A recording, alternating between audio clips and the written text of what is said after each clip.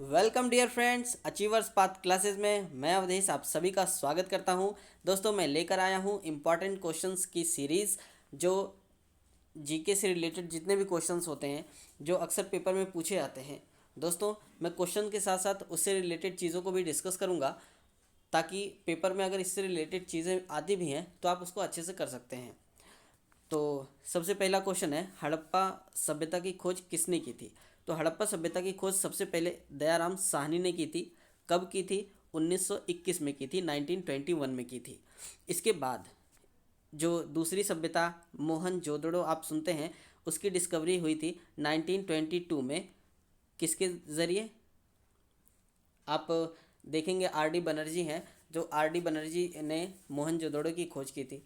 तो इस तरह से एक क्वेश्चन और बनता है कि सबसे पहले हड़प्पा सिविलाइजेशन की खोज हुई थी कि मोहनजोदड़ो की खोज हुई थी?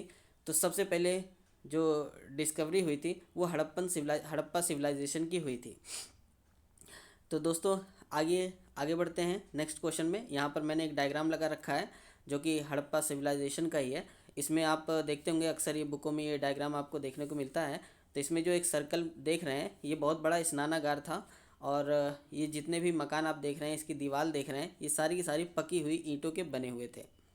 एक क्वेश्चन यहाँ पर और बनता है कि जो इंडस वैली सिविलाइजेशन यानी कि सिंधु घाटी सभ्यता थी, ये अर्बन सिविलाइजेशन थी कि रूरल यानी कि शहरी सभ्यता थी कि ग्रामीण सभ्यता थी? तो दोस्तों, ये एक शहरी सभ्यता थी। और इसके बाद जो हम वैदिक सभ्यता पढ़ते हैं वो ग्रामीण सभ्यता थी, वैदिक सभ्यता। तो सबसे पहले कौन सी सभ्यता बनी थी हमारे यहाँ? सबसे पहले सभ्यता मिलती है इंडस वैली सिविलाइजेशन, जो कि एक शहरी सभ्यता थी। और शहर के बाद ग्रामीण सभ्यता मिलती है जो कि वैदिक पीरियड में मिलती है। नेक्स्ट क्वेश्चन है, 1921 में दयाराम साहनी ने लाहौर के पास किस ज़िले से हड़प्पा की खोज की थी? तो ये पाकिस्तान में पड़ता है। ये पाकिस्तान में है मानगोमड़ी, जहाँ से दयाराम साहनी ने 1921 में हड़प्पा की खोज की थी। नेक्स्ट है, मोहनजोदड़ो की खोज किसने की थी? तो मोहनजोदड़ो की खोज आर डी बनर्जी ने 1922 में की थी। नेक्स्ट क्वेश्चन है, सिंधु घाटी सभ्यता का सबसे उत्तरी स्थान कौन सा है? दोस्तों, इसको हम डायग्राम के ज़रिए समझते हैं तो और ज़्यादा आसानी होगी समझने में। दोस्तों, ये जो डायग्राम है ये इंडस वैली सिविलाइजेशन को रिप्रेजेंट करता है।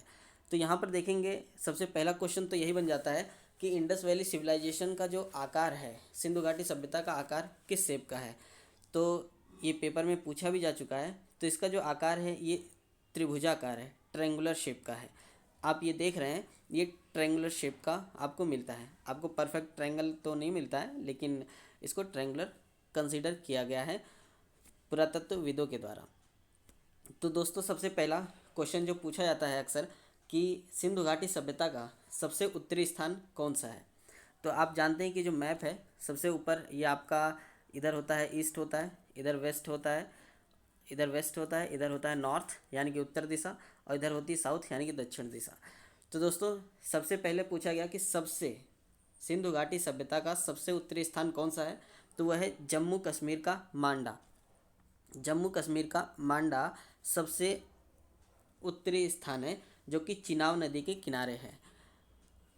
दूसरा पूछा जाता है क्वेश्चन कि सबसे पूर्व में सबसे पूर्वी भाग, सिंधु घाटी सभ्यता का सबसे पूर्वी भाग कौन सा है? तो वो है आलमगीरपुर का। ये मेरठ ज़िले में पड़ता है। उसके बाद दोस्तों, एक क्वेश्चन और बनता है यहाँ से कि सबसे दक्षिणी भाग, सिंधु घाटी सभ्यता का सबसे दक्षिणी भाग कौन सा है? तो सिंधु घाटी सभ्यता का सबसे दक्षिणी भाग है ये दैमाबाद है, जो कि महाराष्ट्र में पड़ता है, गोदावरी नदी के किनारे। दोस्तों, ये जो आलमगीरपुर है ये हिंडन नदी के किनारे पड़ता है, और दैमाबाद गोदावरी नदी के किनारे पड़ता है। इसी तरह से एक क्वेश्चन और बनता है यहाँ पर, सिंधु घाटी सभ्यता का सबसे पश्चिमी स्थल कौन सा है? तो इसका जो सबसे पश्चिमी स्थल है वो है पाकिस्तान का बलूचिस्तान में है, जो कि है सुतका गेंडोर। तो जो सुतका गेंडोर आप देख रहे हैं, ये डॉट जो देख रहे हैं, ये सबसे पश्चिमी भाग है जो कि पाकिस्तान में पड़ता है। तो दोस्तों, ये एक चीज़ और यहाँ पर रह गया कि जो सुतका गेंडोर है ये किस नदी के किनारे पड़ता है? तो ये दास्क नदी के किनारे पड़ता है, दास्क नदी। अभी क्वेश्चन है दोस्तों इससे रिलेटेड, अभी आप देखिएगा। तो हम अपने क्वेश्चंस पे चलते हैं। यहाँ पर वो सारी चीज़ें लिखी हैं जो मैंने अभी बताया है कि सबसे उत्तरी स्थान कौन सा है, जो कि अभी आपने जाना कि इसका ऑप्शन नंबर 3 होगा। इसी तरह से मैंने यहाँ पर डिस्क्राइब कर दे रखा है सिंधु घाटी सभ्यता का सबसे पूर्वी भाग, दक्षिणी भाग और पश्चिमी भाग और किस नदी के किनारे स्थित है उसको मैंने डिस्क्राइब कर रखा है। तो आइए दोस्तों आगे चलते हैं नेक्स्ट क्वेश्चन की तरफ। नेक्स्ट क्वेश्चन ना होकर के बल्कि मैंने थोड़ा सा यहाँ पर एक्सप्लेन किया है, जो इससे रिलेटेड कई क्वेश्चंस पूछे आते हैं। दोस्तों पूछा जाता है कि जो सिंधु घाटी सभ्यता थी ये किस लिए प्रसिद्ध है। तो सिंधु घाटी सभ्यता, दोस्तों एक चीज़ और बता दूं, सिंधु घाटी सभ्यता को हड़प्पन सिविलाइजेशन भी कहते हैं। तो सिंधु घाटी सभ्यता का दूसरा नाम है हड़प्पा सभ्यता। दोस्तों जो सिंधु घाटी सभ्यता थी ये जल निकासी के लिए प्रसिद्ध है, ये जल निकासी के लिए प्रसिद्ध है। और एक बात मैं और यहाँ पर दिखाना चाहूँगा मैप के ज़रिए। दोस्तों इसको सिंधु घाटी सभ्यता क्यों बोलते थे, क्योंकि आप जितना भी ये पूरा का पूरा एरिया देख रहे हैं, ये पूरा का पूरा ट्रायंगुलर एरिया, ये पूरा का पूरा एरिया ये नदी के किनारे ही बसा हुआ है। देखिए अगर आप, तो ये सिंधु नदी है, ये सिंधु नदी है, ठीक है। इसके बाद ये ब्रह्मपुत्र, रावी, चिनाव, झेलम ये नदियाँ पड़ती हैं और इन नदियों के आसपास ही ये सभ्यता फली फूली और यही कारण है इसे सिंधु घाटी सभ्यता के नाम से जानते हैं, क्योंकि मुख्य नदी सिंधु नदी है। दोस्तों यहाँ पर जो अक्सर क्वेश्चन आए हुए हैं पेपर में और जो पूछे आते हैं, जैसे पूछा जाता है कि कौन सा स्थान कहाँ पर मिला है, सिंधु घाटी सभ्यता का कौन सा स्थान किस जगह पर मिलता है। जैसे हड़प्पा, हड़प्पा कहाँ पर मिलता है, तो ये पाकिस्तान में है। दोस्तों मैं कुछ ट्रिक्स बताऊंगा याद करने की। दूसरा है मोहनजोदड़ो, ये मिलता है पाकिस्तान के लरकाना ज़िले में। नेक्स्ट है सुतकागेंडोर, जो है ये कहाँ पर मिलता है, ये भी पाकिस्तान के बलूचिस्तान में मिलता है। चंदूहड़ो मिलता है पाकिस्तान में। उसके बाद रंगपुर, देखिए रंगपुर कहाँ मिलता है, ये है गुजरात में, रंगपुर गुजरात में मिलता है। रोपड़, याद रखने का तरीका क्या है, रोपड़, रोपड़ मिलता है पंजाब में। देखिए पा से याद रखिए, रोपड़, रोपड़ में पाया तो पा से पंजाब, तो रोपड़ कहाँ पर है, पंजाब में है। नेक्स्ट है कालीबंगा, कालीबंगा राजस्थान में है। अब याद जानते हैं कि राजस्थान में सबसे ज़्यादा मिलती है रेत, वहाँ पड़ती है सबसे ज़्यादा गर्मी और गर्मी में लोग हो जाते हैं काले, तो कालीबंगा कहाँ पर है, राजस्थान में। नेक्स्ट है लोथल, लोथल आप देखते हैं जो लोथल है ये आपका पड़ता है गुजरात में, लोथल पड़ता है आपका गुजरात में। नेक्स्ट है आलमगीरपुर, आलमगीरपुर जो है आप देखते हैं कि यूपी में जितने भी नाम पड़ते हैं पुर करके ही पड़ते हैं, जैसे कानपुर है, ठीक है। तो ऐसे बहुत से पुर हैं, यहाँ पर बहुत से पुर हैं, बहुत से गंज हैं, इस तरह से नाम मिलते हैं जो कि सफिक्स में लगे रहते हैं। तो ये आलमगीरपुर कहाँ पड़ता है, उत्तर प्रदेश के मेरठ में। नेक्स्ट है दैमाबाद, दैमाबाद याद रखने का तरीका, माँ आया है दैमा में तो माँ से महाराष्ट्र हो जाएगा, तो दैमाबाद कहाँ पड़ता है, महाराष्ट्र में। नेक्स्ट है धौलावीरा, ये क्वेश्चन में पूछा गया था कि धौलावीरा कहाँ पर है, तो याद रखिएगा जो धौलावीरा है ये है गुजरात में, धौलावीरा कहाँ पर है, गुजरात में है। यहाँ पर धौला लिखा है लेकिन धौलावीरा कहीं कहीं लिखा रहता है। नेक्स्ट है राखीगढ़ी, राखीगढ़ी कहाँ पर मिलता है। दोस्तों इसको कैसे याद रखेंगे, देखिए जो आपके पहले इसको देखेंगे बनवाली वाला, जो वन होते हैं ये कैसे होते हैं, हरे भरे होते हैं, तो बनवाली कहाँ पर है, हरियाणा में। और जब वन की लकड़ियाँ जल जाती हैं तो क्या बन जाती है, राख, तो राखीगढ़ी कहाँ पर है, हरियाणा में। बनवाली कहाँ पर है, हरियाणा में। नेक्स्ट दोस्तों आगे देखते हैं, हड़प्पा से प्राप्त सबसे बड़ी इमारत कौन सी है। तो हड़प्पा से जो प्राप्त सबसे बड़ी इमारत है वो है 12 कक्षों का अन्नागार। नेक्स्ट है हड़प्पा सभ्यता की मुख्य फसल कौन सी थी।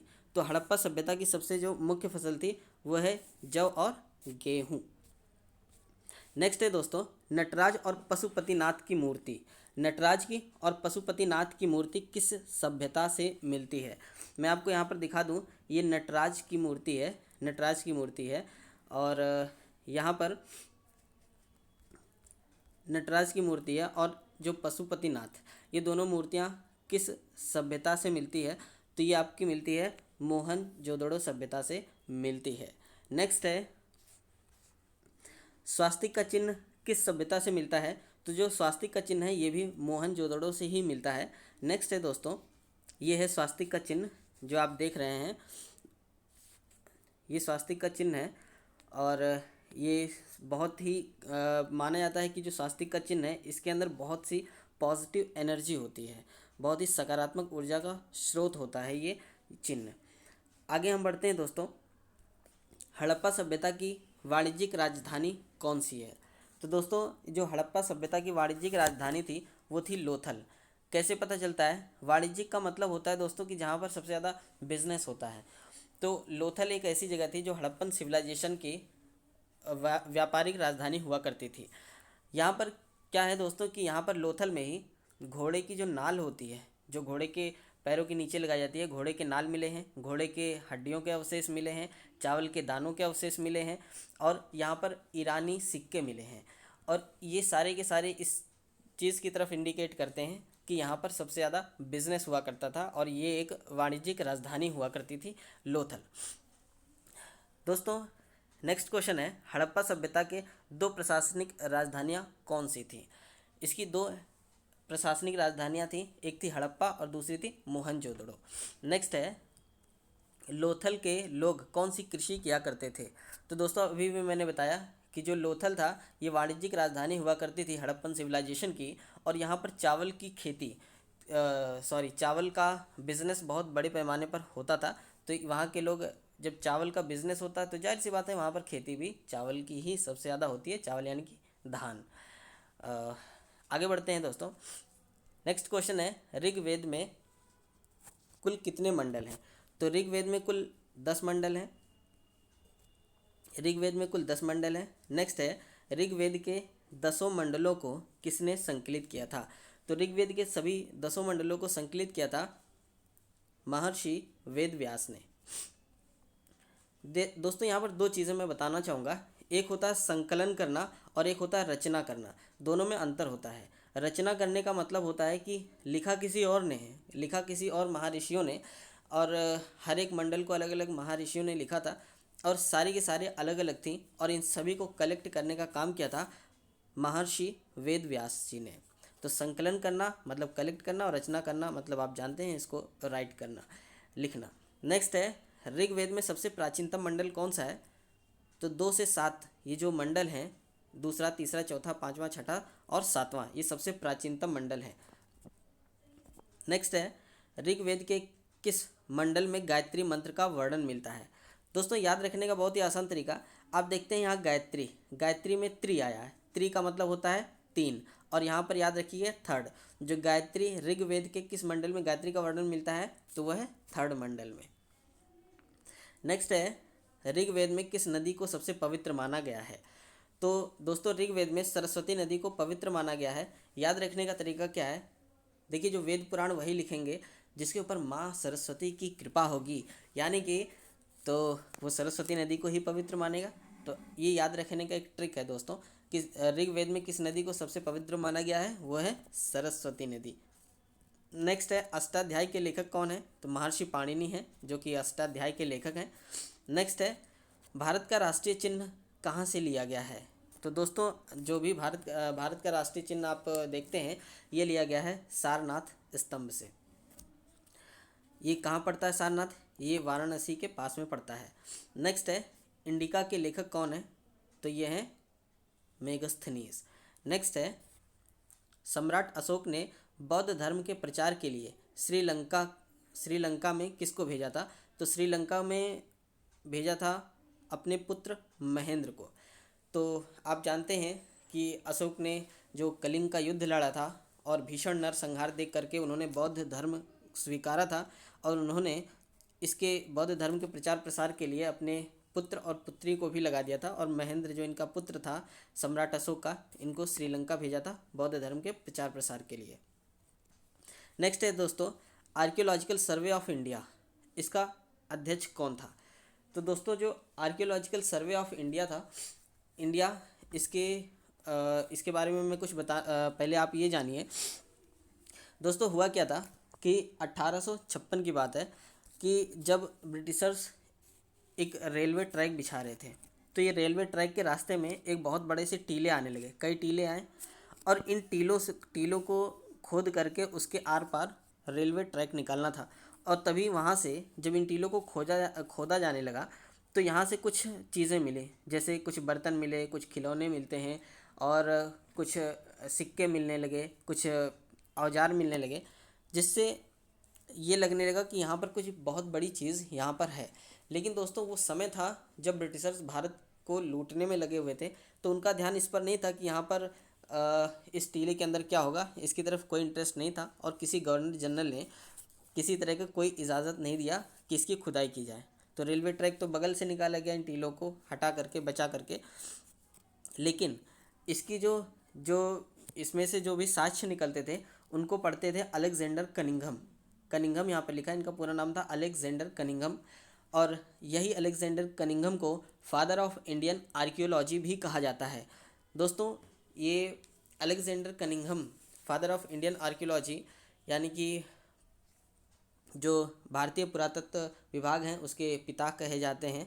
और इन्होंने ही archaeological survey of India, India की ये संस्थापक हैं आर्कियोलॉजिकल सर्वे ऑफ इंडिया का, और यही सबसे पहले अध्यक्ष भी बने। दोस्तों जो टीले से जो निकलने वाले जो भी साक्ष्य हैं उसकी कहानी मैं फिर कभी बताऊंगा नेक्स्ट वीडियो में। इनके बारे में सबसे पहले स्टडी कनिंघम ने की थी, इसीलिए इन्हीं को फादर ऑफ इंडियन आर्कियोलॉजी भी कहा जाता है। नेक्स्ट है, चंद्रगुप्त मौर्य का प्रधानमंत्री कौन था? तो आप जानते हैं चंद्रगुप्त मौर्य के प्रधानमंत्री थे आचार्य चाणक्य, जिन्हें विष्णुगुप्त के नाम से भी जानते थे, कौटिल्य के भी नाम से जाना जाता है आचार्य चाणक्य को। नेक्स्ट है, किस मौर्य सम्राट ने जैन भिक्षु बनने के पश्चात सिंहासन त्याग कर दिया था? तो जानते हैं दोस्तों, वह हैं चंद्रगुप्त मौर्य। इन्होंने किया ये था कि इन्होंने मौर्य जो थे इन्होंने जैन धर्म को स्वीकारा था। इन्होंने जैन धर्म को स्वीकारा था। और चंद्रगुप्त मौर्य के जो नाती थे अशोक, यानी कि चंद्रगुप्त मौर्य के पिता थे, चंद्रगुप्त मौर्य के बेटे थे बिंदुसार, और बिंदुसार के बेटे थे अशोक। तो चंद्रगुप्त मौर्य अशोक के बाबा हुआ करते हैं, बाबा थे। तो जो इन्होंने चंद्रगुप्त मौर्य ने जैन भिक्षु बने थे, जैन धर्म को स्वीकारा था, और अशोक ने बौद्ध धर्म को स्वीकारा था। नेक्स्ट है, सातवाहन वंशों के शासकों की कार्यकारी भाषा क्या थी? तो इनकी भाषा थी प्राकृत, कार्यकारी भाषा। नेक्स्ट क्वेश्चन है, ये लास्ट क्वेश्चन है दोस्तों। यजुर्वेद में यजु का क्या अर्थ है? दोस्तों जो यजु है, यजु का क्या अर्थ है? वो है यज्ञ। यजु का मतलब यज्ञ होता है। यजुर्वेद में आप देखते हैं कि यहाँ पर यज्ञ, हवन, पूजा पाठ, इन सब के बारे में काफ़ी अच्छे से डिस्क्राइब किया गया है। और वेद पुराण के बारे में मैं नेक्स्ट वीडियो लाऊंगा, जो वेद से संबंधित क्वेश्चंस आते हैं वहाँ पर डिस्क्राइब करूँगा दोस्तों। तो मुझे बताइएगा कि ये वीडियो आपको कैसा लगा, क्वेश्चंस कैसे लगे, और जो भी कमियां हो या जो भी आपको लगता हो प्लीज़ आप कमेंट्स बॉक्स में लिख करके बताइए। और नेक्स्ट वीडियो की सीरीज़ देखते रहिए। फिर मिलते हैं नेक्स्ट वीडियो में अचीवर्स पाथ क्लासेस में। थैंक यू दोस्तों, थैंक्स फॉर वॉचिंग।